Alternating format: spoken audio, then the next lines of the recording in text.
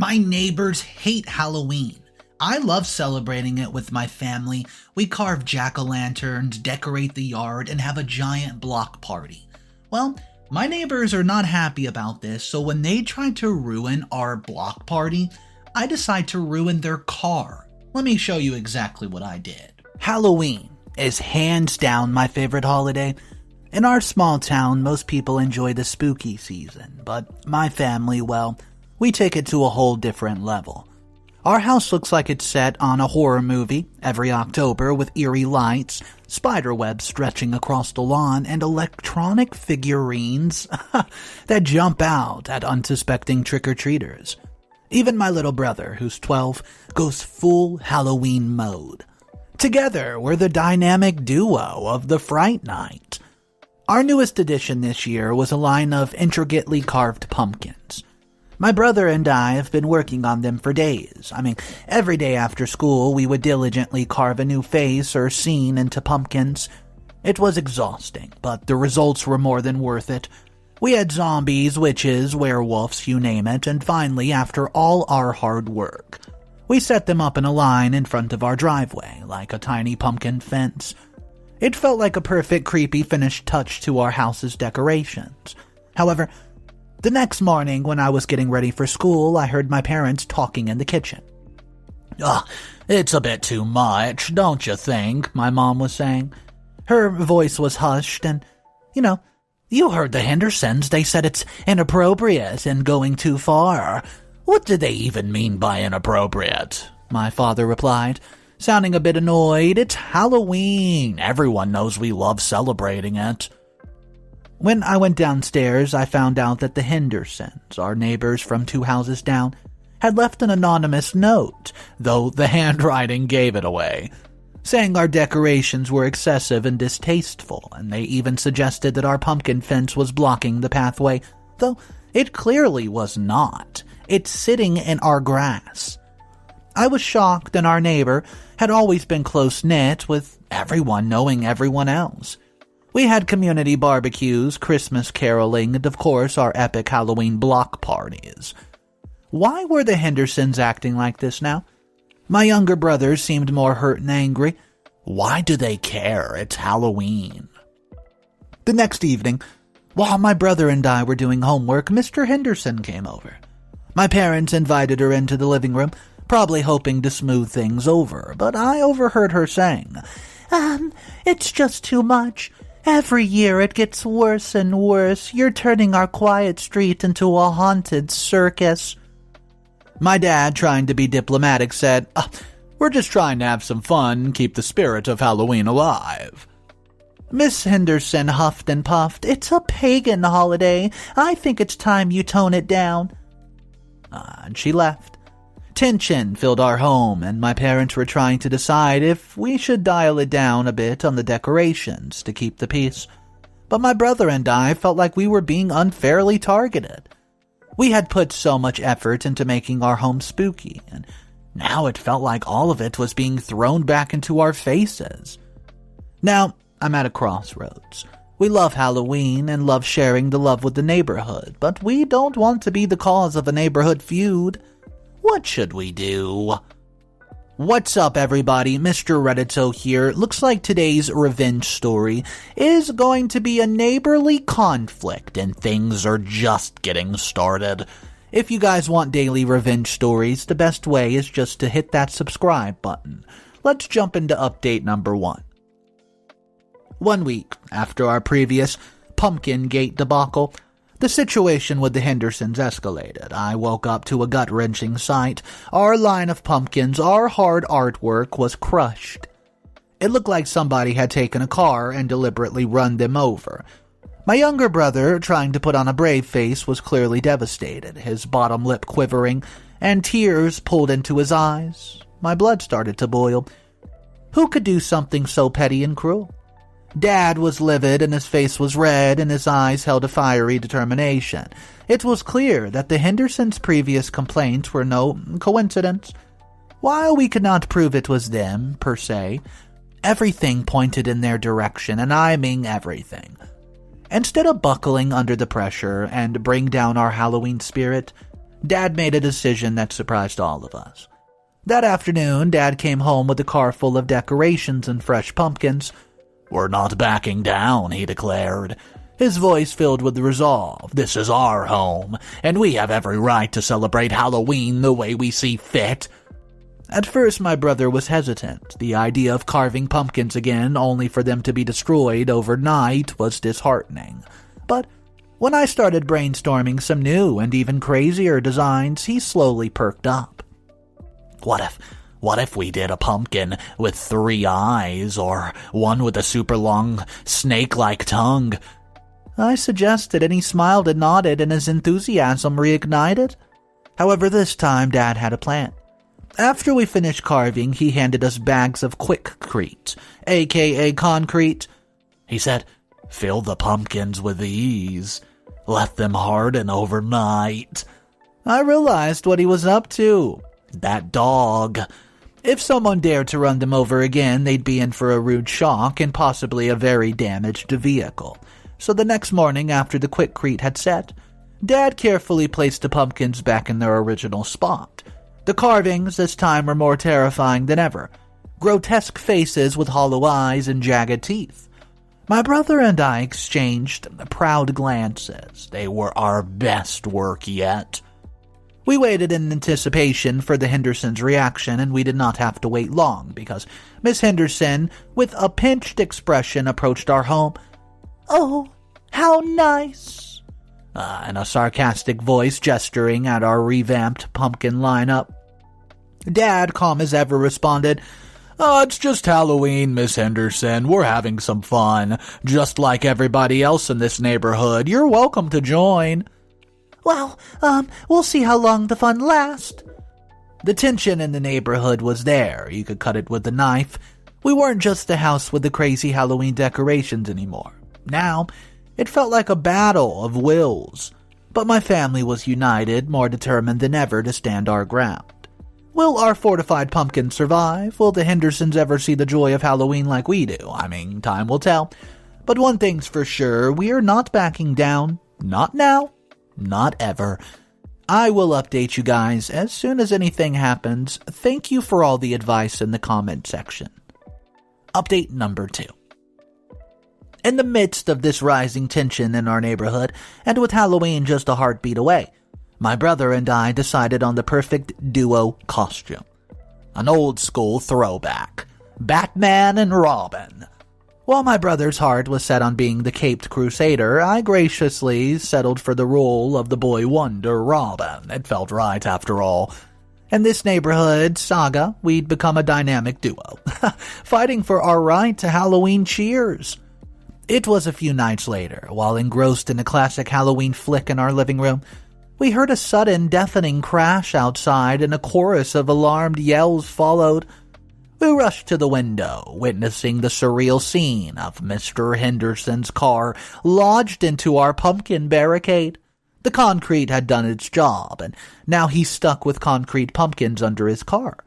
My dad looked both furious and vindicated, stormed outside with a heated exchange ensuing between him and Mr. Henderson, their voices echoing in the cold October air, and from my vantage point, I could see Mr. Henderson looking livid, but also somewhat defeated. The front of his car was a wreck, and the scene was dripping with sweet irony. The commotion eventually drew a crowd as neighbors trickled out of their homes to see what the fuss was about. Whispers spread like wildfire, and while I could not hear everything, I heard some stuff, though, like this. "I knew he'd do something like this. Serves him right." Eventually, the flashing red and blue lights of a police car lit up the streets. An officer began taking statements from my father, Mr. Henderson, and a few neighbors who witnessed the incident. My brother and I tried to stay inside, peering from behind the curtains with our heart racing. After what felt like hours, Dad came back in shaking his head.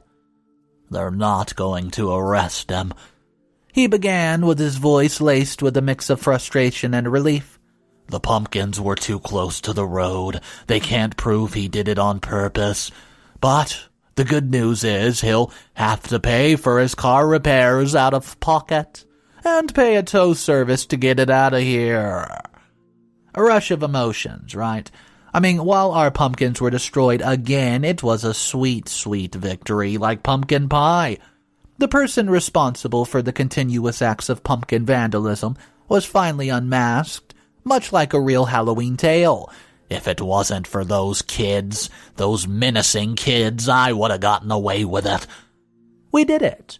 My brother whispered with a grin creeping across his face. Our pumpkins took down the villain. Batman and Robin solve another case. Anyways, Halloween's in 2 more days, and we cannot wait. I'll keep you updated if anything else happens. Final update. Hey guys, a week has passed since Halloween night, and I'm still riding the high of all the candy and undeniably the most eventful and memorable Halloween our neighborhood has ever seen. Here's how it played out. On Halloween night, my brother and I suited up, with him looking every inch the Dark Knight, and me rocking the red and green, Robin attire. Excitement tingled in the air, and our previous drama with the Hendersons wasn't going to dampen our spirits. With our mission clear, gather as much candy as humanly possible, so we took to the streets, house after house, bag after bag, growing heavier, brimming with an assortment of chocolates, candies, and chips. Neighbors greeted us with smiles, some even complimented our costumes, and of course, throwing in some extra treats as a nod of the pumpkin saga. By the end of the night, we've managed to haul in our biggest candy catch ever. 2 colossal pillowcases filled to the brim. However, one house remained conspicuously dark amidst the glowing jack-o'-lanterns and fairy lights. It was the Hendersons. Their home, usually impeccably maintained, was now cast in shadows, not a single light on. Neither inside nor outside, front and center in the driveway, was the damaging cars and its crushed front of a testament to the pumpkin incident. It seemed almost deliberate, their vehicle positioned in such a way as to keep trick-or-treaters at bay. My brother and I exchanged glances and, without speaking, decided to give their home a wide berth. It was clear that the Hendersons were not participating in the Halloween festivities, or maybe they were just too embarrassed after the spectacle Mr. Henderson had made of himself. Either way, the atmosphere around the house felt cold, and a twinge of pity ran through me. How could they deny themselves the joy of Halloween in such a close-knit community? After everything, I just find myself pondering our actions. My family and I felt that our retaliation, though passive, was justified given the circumstances. So my ultimate question for everybody listening is, am I the a-hole for setting a trap? In the form of concrete-filled pumpkins, yes, I'm aware somebody could have gotten hurt. But was it worth it to catch the vandalizing neighbor? Let me know what you would have done. Comment number 1 from all the updates says, hats off to you and your brother, OP. Taking a stand against the Hendersons sounds like it was the right thing to do. Nightmare neighbors can make life unbearable, and it seems like the Hendersons fit the bill perfectly.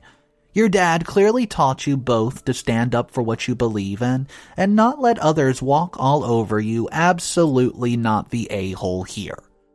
Comment number 2. I literally chuckled out loud reading this. Using pumpkins as a trap? Genius. The Hendersons absolutely had it coming. If they were the ones damaging your property, what a clever way to give them a taste of their own medicine. They're clearly the a-holes of the story. Comment number 3. Everybody sucks here. Are you joking? While I understand OP's frustration, it seems like the Hendersons did try to communicate their concerns, albeit in a very passive-aggressive form. Perhaps there could have been a middle ground or some kind of compromise, because purposely setting out pumpkins with concrete knowing it's going to damage somebody's property is never right. You set them up in a trap, regardless of who started it. Though I admit your retaliation was innovative, I still think it resulted in property damage, though, and both parties could have handled it more maturely. Alright guys, let's hear it. Most people are saying not the a-hole for this story, but there were some everybody sucks here. I want to know from you guys which one you decide that you would pick. Not the a-hole or everybody sucks here. Putting the concrete into the pumpkins, it was on their property. They weren't telling somebody to run into these pumpkins with a vehicle. It just happened. So in my opinion, OP is not the a-hole. We do have another story to look at today, and the title for it is, Am I the a-hole for reporting my son's stolen bike, which led to my sketchy neighbors getting into some trouble? Let's jump into story number 2. Ooh, this just happened and I'm still shaken up. I'm a 30-year-old single mother living in a not-so-great neighborhood with my 9-year-old son. We're in a small apartment complex and we're trying to keep ourselves, especially with the kind of crowd that looms around here. So for my son's 9th birthday, I scrimped and saved up enough to buy a bicycle he's been dreaming of for the longest time.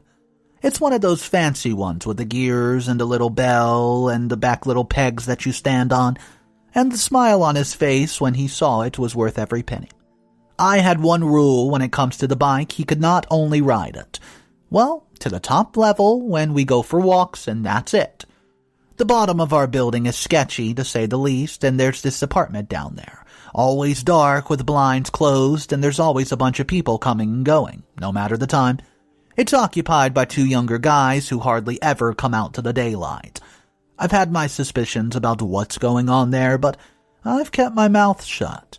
My son knows to stay away from that door and has been pretty good about it, so yesterday evening, I was in the kitchen when I heard a commotion outside.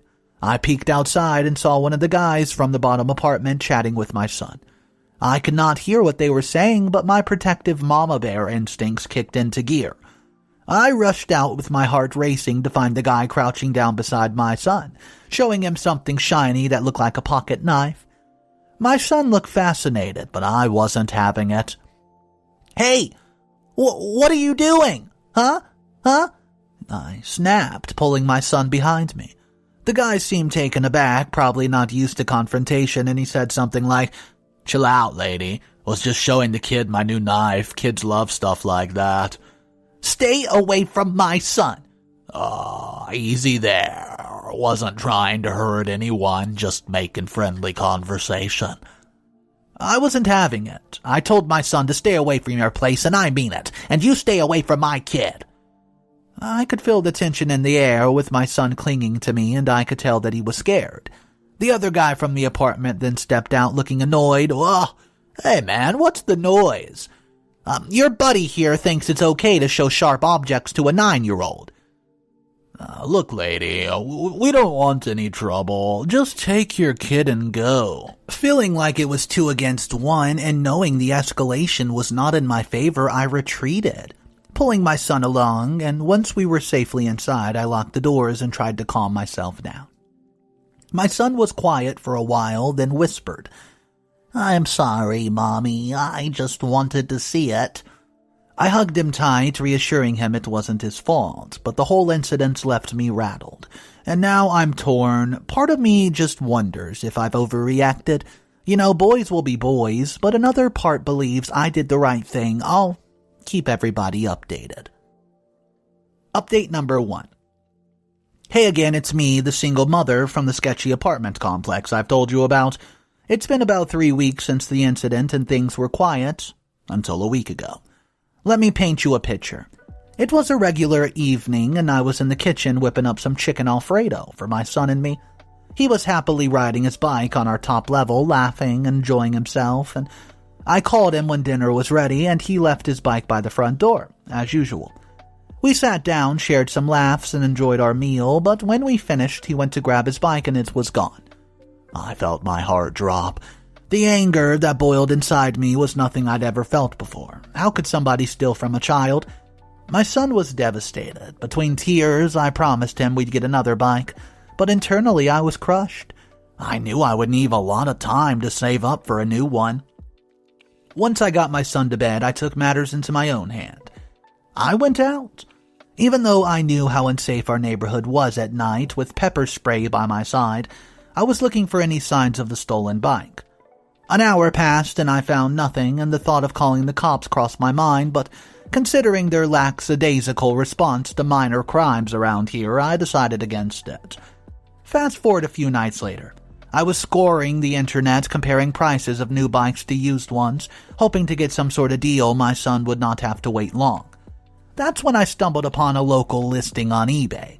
A bike that looked eerily similar to my son's, and I clicked on the link. My suspicions grew when I saw the condition, the bell, even a little scratch we knew all too well. The seller was local. And then my blood ran cold. The address, it was from our complex. Curiosity got the better of me, and I had to know which apartment it was from. So I checked the room number, and guess what? It was them. The creepy guys from the bottom floor, and I was livid. But after our previous confrontation, I was not about to go knocking on their door, especially not at this time of night. Plus, I had my son to think about, but something inside me just snapped.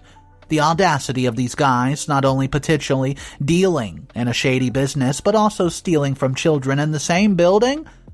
I wanted payback, but I needed a plan, so I returned home that night, brainstorming ideas that would not put us in danger. Every option that crossed my mind seemed risky. Should I confront them directly about the evidence? Should I gather a few neighbors and expose them, or should I find a way to outsmart them? The weight of this dilemma has been overwhelming and I have not acted yet, but I know I can't let this slide. What would you do in my shoes? Am I crazy for wanting revenge, or should I just let this go for the safety of my son and myself?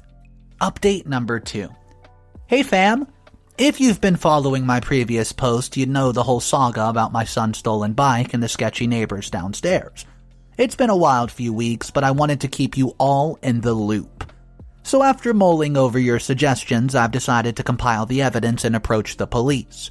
Thankfully, I had pictures of my son on the bike, typical proud mom pictures for Instagram, combined with the eBay listing screenshot showing their exact address but with our complete name. Well, I felt I had a decent shot at getting their attention. I was hesitant, thinking they might brush it off as a minor case, but oh boy, I was wrong. I handed the evidence over to a surprisingly sympathetic officer who listened intently.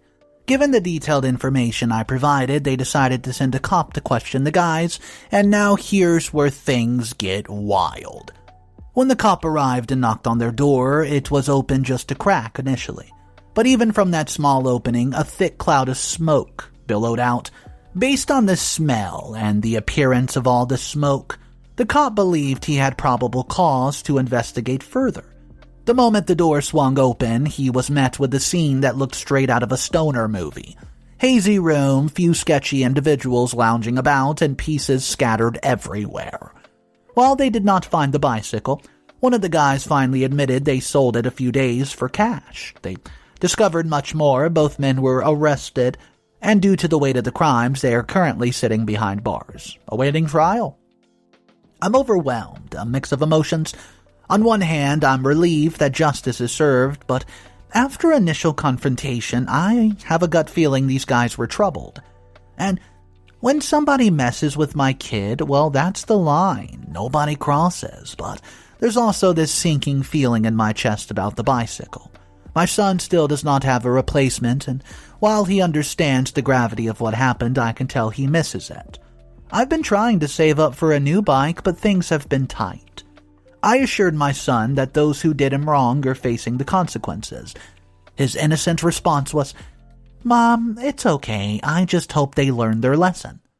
So here we are, 2 sketchy neighbors in jail, a stolen bike missing, and a resilient 9-year-old teaching me about forgiveness and moving forward. If anything worthy happens, I'll do another update, but that's most likely it. Thank you guys for the supportive comments about my life journey. Update number 3. Hey guys, what a wild ride, right? But I'm back for a final update, and trust me, it's wilder than ever. I just had to update you. So go grab some popcorn. First things first, we're out of the hellhole of an apartment complex, just so you should know that. Shortly after my last update, I shared everything with my mother, who lives a few hours away. She was horrified, and before I could even process it, she made an offer. Come live with me. She has this cozy downstairs room in their house nestled in the woods, a world away from the chaos and crime of my old place. She offered a safe environment, cheap rent, and most importantly, peace of mind. How could I refuse? So for the past month, my son and I have been living with her, surrounded by the chirping of birds rather than the constant buzzing of a troubled neighborhood. As for the 2 sketchy guys, well, I've heard through the grapevine that they have not turned the apartment complex since our incident happened. From what I understand, they're still locked up, and I have not been following their case closely, mainly because I just wanted to put that chapter all the way behind us. So, Part of me hopes that they're held accountable for their action, but here's the sunshine after the storm. With the money I've saved living with my mother, I managed to get my son a new bicycle. This time he got to pick the exact one that he wanted, and it's been heartwarming to see him just zooming around. Not a care in the world. No more being constantly vigilant about the bike being stolen, no more worrying about him running into shady characters, just pure childish delight that alone makes everything worth it. However, it's not all rainbows and sunshine, I promise. I've had some quiet moments, and they've led to introspection. While my initial intentions were solely to get justice for my son's stolen bicycle, the cascade of events that followed, well, it's been a lot. Sure, I did not plant any contraband or even incriminate the guys. No, of course not. But indirectly, my actions unearthed a whole heap of trouble for them, probably for the rest of their life. Much more than a mere bike theft. Do I regret it? No, not entirely. Though I might feel bad from day to day, here's where I need your judgment. I tried doing what I felt was best good for my child. In the process, 2 men ended up behind bars for more than just a stolen bike, so I want to know, was I in the right or was I in the wrong? Let me know down below. Comment number 1 from the update. OP, your maternal instincts were on point here. I would have done the exact same thing in your shoes. Our primary role as parents is to protect our children and their environment. You went above and beyond to ensure the safety, and those 2 men made their choices and must now face the consequences, definitely not the a-hole. Comment number 2. Seriously? You sound like a total Karen, OP. It was just a bike. Calling the cops on them, potentially ruining their lives over something so trivial. Police are often harsh, and now these guys might suffer lifelong consequences because of you. You could have approached this differently, maybe even negotiated or sought a community solution. Too extreme, in my opinion. You are the a-hole. I do not agree with the comment that said OP is the a-hole and OP was acting like a Karen. In my opinion, OP was looking out for her son. I mean, what kind of weirdo shows a little kid a knife that doesn't have anything to do with the kid? I think it was a really weird gesture, and OP's instincts kicked in for the better. Let me know your thoughts though. Maybe it wasn't as weird as I thought it was. But in my opinion, it's pretty weird to show a knife to a 10-year-old and you don't even know the kid. Anyways, let me know your thoughts about this. We know that those people got arrested and, well, I don't really feel bad for them, but let me know your opinion. My name's Mr. Reddito. I narrate stories every single day, and this is Mr. Reddito's Revenge channel, where every single story has some sort of karma or revenge. Guys, if you want daily videos, all you gotta do is subscribe to the channel. I'll see you tomorrow, but do remember, it's cool to be kind. See ya.